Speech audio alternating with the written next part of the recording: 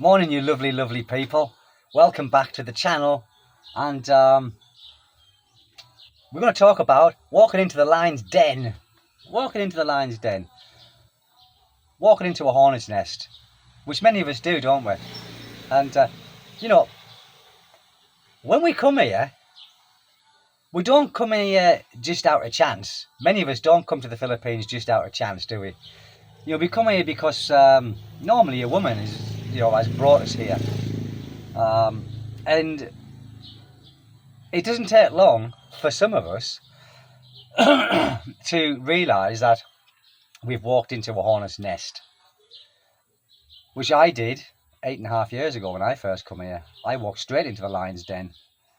And, without being forewarned, my own fault, I should have done a bit of research, but I didn't. Friends told me back in the Philippines, back in England about the Philippines, but, I didn't take no notice. Because, again, I made my own decision. And I made my own choice. So, we do come here, don't we? And we do. I would say, I don't know the percentage, but looking at the amount of people who has been stung in the Philippines, it's quite a high percentage, isn't it? It is quite a high percentage. And I was, I'm a statistic, or I was a statistic. Well, I am, because I was. But, it doesn't matter, does it? There is consequences. When you come to a developing country and you're looking for that special somebody, let's just say special somebody, it's not going to come without risk. Certainly not going to come without risk, is it? But we've just got to get on with it, haven't we? We've just got to suck it up. Suck it up. There are lots of stories and horror stories of people that's been scammed. Let's just say stung and bitten by the lion. And there are many lions here, guys. There are many lions here. There truly is. They just prowling. But there again, we prowl, don't we, as well? We're prowling for that beautiful girl. They are prowling for that beautiful big wallet. It's true. They are prowling for that beautiful big wallet. And we are prowling for the beautiful girl. It goes hand in hand, doesn't it? It surely does. And then you get the piranhas. This is like a animal magic show, isn't it? You get the piranhas and the vultures come out. And that's normally the families. Which I had that.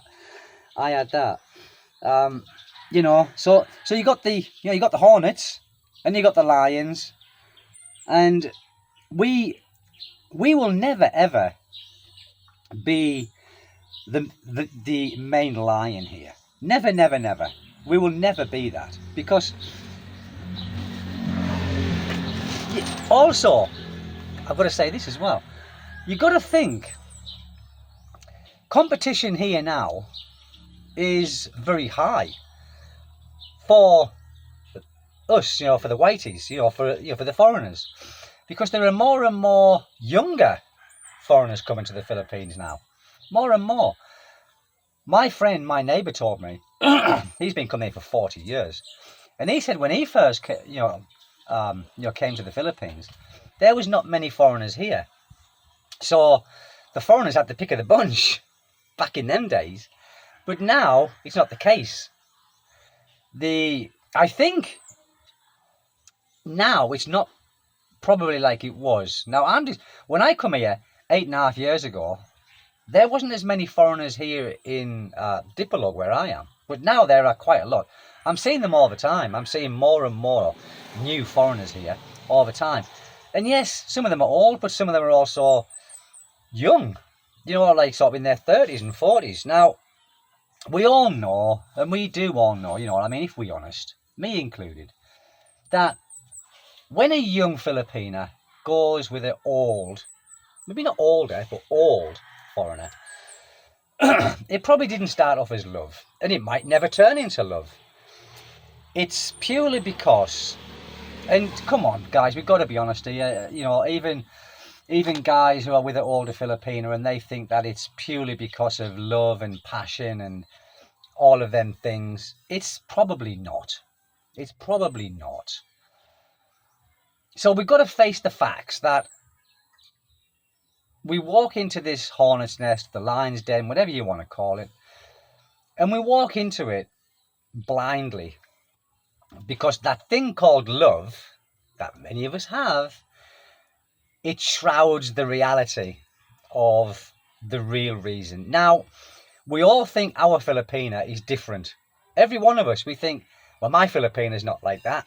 My Filipina's like this. She wouldn't do that to me. Well, we don't know. We don't know. And you've got to bear in mind, people, Filipinas are very, very, they're very crafty. They are very crafty, and a lot of them are in it for the long haul. They wait until the time to pounce is about right. Now, you might say to yourself, well, my Filipina's not like that. I say that. But do we truly, truly, truly know? And I'm only saying if there's a big age gap, okay? If there's a huge age gap. Now, I've observed that more Filipinas are going with similar age foreigners. It's not like it used to be, I don't think, where you see really old foreigners with really young Filipinas. It's changing. It's evolving. Because, like I said, there are a lot of younger foreigners coming here. And of course, if there is a 60-year-old foreigner, all right, and a 40-year-old foreigner, and the Filipina, let's say, is 25 or 30. Now, if you take out the equation of the 40-year-old foreigner, she hasn't got a lot of choice, if you're thinking of it that way. So she'll go with that 60-year-old. But if the younger foreigner's there, she's going to go for that one. So that tells us that they are purely with us because of financial reasons, taking them to a better place. And we can't blame them for that. You know, we really, really can't blame them for that. My wife included. You know, I'm not excluding myself in all of this talk. But what's that? Bok. What they call a bok. One of these things that eat the wood. It's like a termite, but it's a flying termite. So we've got to be... we'll never be prepared. That's one thing. We've got to realise that we can be had at any moment, and the lions can turn on us. The wasps, the bees, the hornets can sting us at any time. And the vultures will be coming out very rapidly. You know, your Filipinas family. They will be on you. They will be on you before you can say Jack Flash. Once you've got your feet under the table, you know. And they're very good at it. They are very good at it. Because they have that sorrowful face. And that face where you think butter wouldn't melt in their mouth. But they are vultures. They truly are. As long as we understand this, it doesn't matter. As long as we can understand the reasoning behind their causes. Okay. Now, like you all know, I have a wanton auntie, my wife's auntie, and she's a pure wanton. She's a wantonite.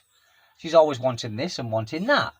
Now, recently, there's been a death in the family, another death in the family, and it's Mira's uncle's sister. Now, Mira's uncle is a good guy.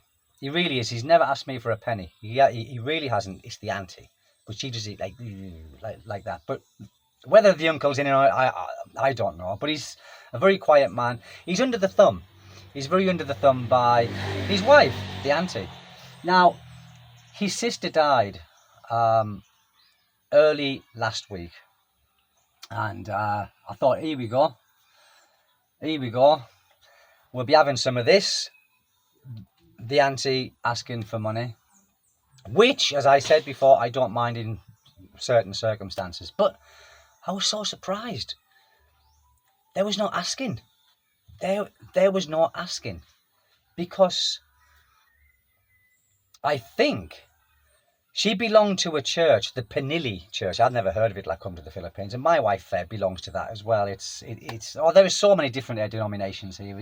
It's unbelievable. It's like they creep up every month. There's a new church opened up with a different a denomination kind of thing. And it's anyway. I wasn't asked. So my wife didn't go to the funeral for certain reasons. I can't really say on here. I don't want to say on here anyway. But my wife didn't go to she didn't go and see the body for certain reasons. Okay, we'll leave it at that. So I went just to pay my respects, and I thought when I get here, they certainly going to ask. They going to hint, but they didn't.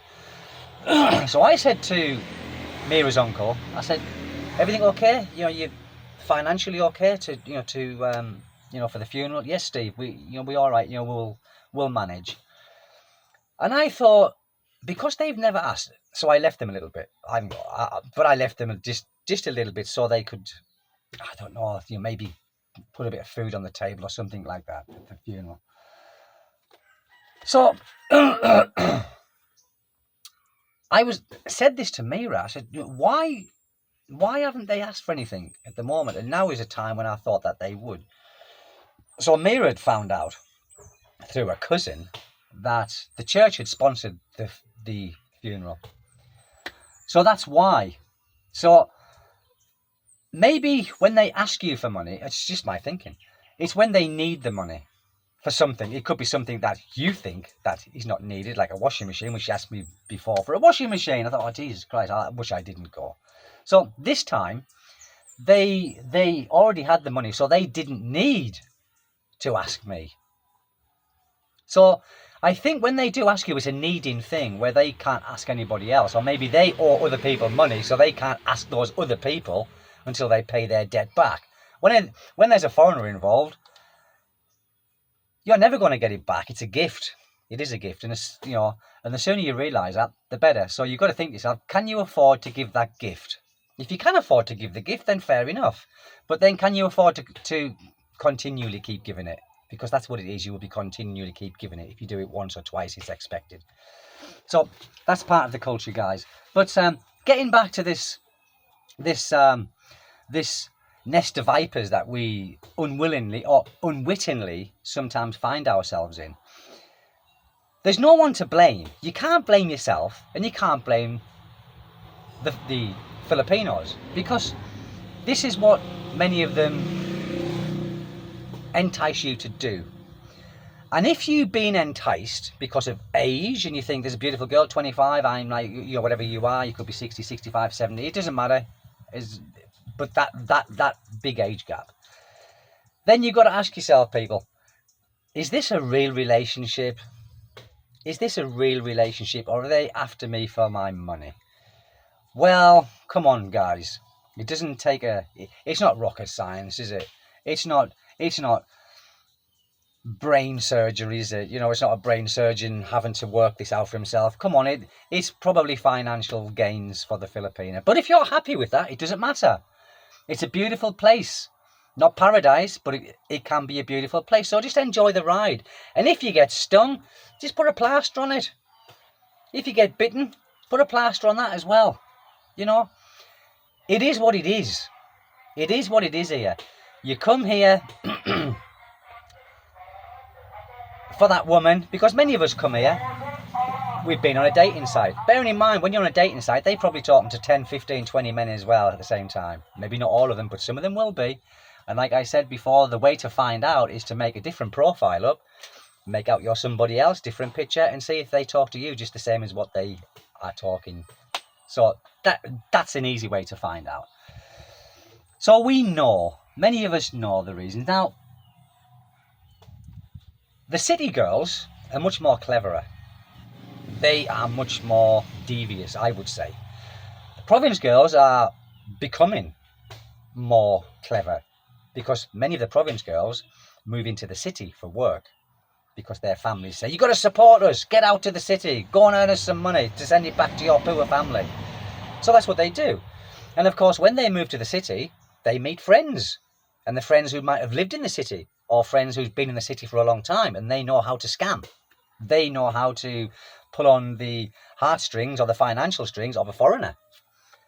So don't think that all province girls are angels, because many of them aren't. Like I said, this place is evolving, it's changing. It's changing rapidly. Like my friend said, 40 years ago here, it was a different ball game. These days, because of many foreigners coming here, many younger foreigners coming here with money, they are going with people the same age, which tells us that they don't really want to be with older people. They are with the older people because the competition, or the amount of foreigners here were older. Now the gap is getting smaller and smaller. They're getting younger and younger, which is not a bad thing. It's not a bad thing, because let's be honest, many foreigners take advantage.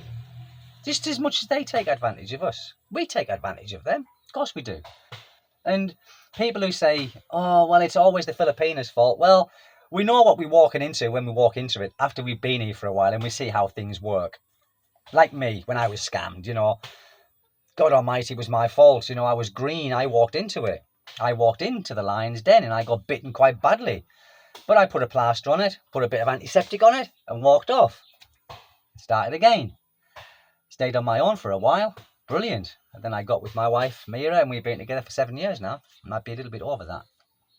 But it is what it is. You can't... Would you expect it, and me included, could I get a girl in England who was beautiful, younger than me? The chances are slim. Slim to nil. Slim to nil, because people in your own country, they've probably got more money than you. So the reasons for people having relationships in the West, and the reason for these young girls having a relationship with the foreigners in Southeast Asia is totally different. Totally different. Now, a lot of Filipinos go with foreigners because the foreigners are more, can I say loyal? Maybe. I will certainly say more responsible. I would say more responsible. And I mean responsible in the way that many Filipinos, when they marry a Filipino, the Filipino, not all, and I am not saying all, okay, I'm not stereotyping here, but many, it's in their genes. They like to get pissed day after day. Not all of them. So they get their salary, their day's salary. They go and get drunk and they take back some, a couple of ounces of fish and a couple of ounces of rice because they've spent the money or they've gambled the money. Not only boys gamble here, people. Many Filipinos gamble as well. Many Filipinos gamble, and it can be a big problem for some people. It's a gambling place. It really is. Like when someone dies, they gamble. All night, they're gambling. So you got to think of all these things. We can't just keep saying, it's the Filipinos' fault. And it's truly not always. It's our fault for being here in the first place, for thinking that this beautiful young Filipina is with us because she loves us and she thinks we're the best thing since sliced bread. No, it's because we're giving her the sliced bread. We are buying the sliced bread. So yeah, it's a quick video on that, people, But at the end of the day, I love it here. I love my wife. I love most things about the Philippines. And it's not a rant. It's just a factual video, okay? It's a factual video. I hope you've enjoyed it. If you have enjoyed it, like, share, subscribe, and hit that notification bell. Only if you want to. It is free.